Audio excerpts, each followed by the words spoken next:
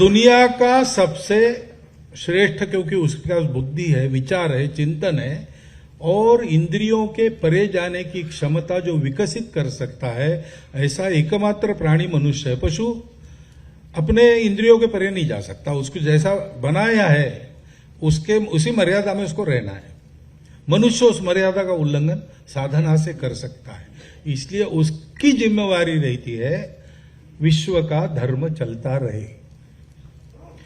अब ये है, लेकिन वो धर्म उधर नहीं है, तो क्या हुआ? विकास तो हुआ,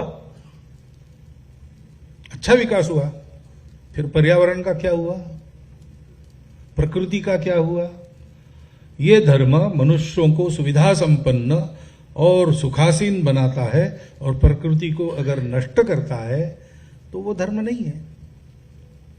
उसी का अनुकरण अमेरिका को देखकर, चीन को देखकर भारत करेगा तो ये भारत का विकास नहीं है। ये विकास हो सकता है, लेकिन भारत चाइना जैसा बनेगा, भारत अमेरिका जैसा बनेगा, ये भारत का विकास नहीं है।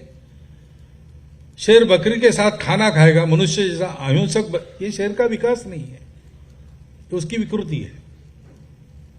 भारत का विकास होगा भारत की दृष्टि, भारत के जनों की परिस्थिति, पृष्ठभूमि, भारत के जनों की आकांक्षाएं, अपेक्षाएं, भारत के जनों का संस्कार, भारत की संस्कृति, भारत का विश्व के बारे में विचार, भारत का जीवन के बारे में विचार, इन सब के आधार पर भारत का विकास होगा। इसमें दुनिया से कुछ आने लायक है, जरूर लेंगे। हमारे लिए कोई हमारा धर्म कहता है वसुधैव कुटुंबकम, तो विश्व में हमारे लिए कुछ भी पराया नहीं है, लेकिन हम लेंगे अपने प्रकृति के अनुसार लेंगे।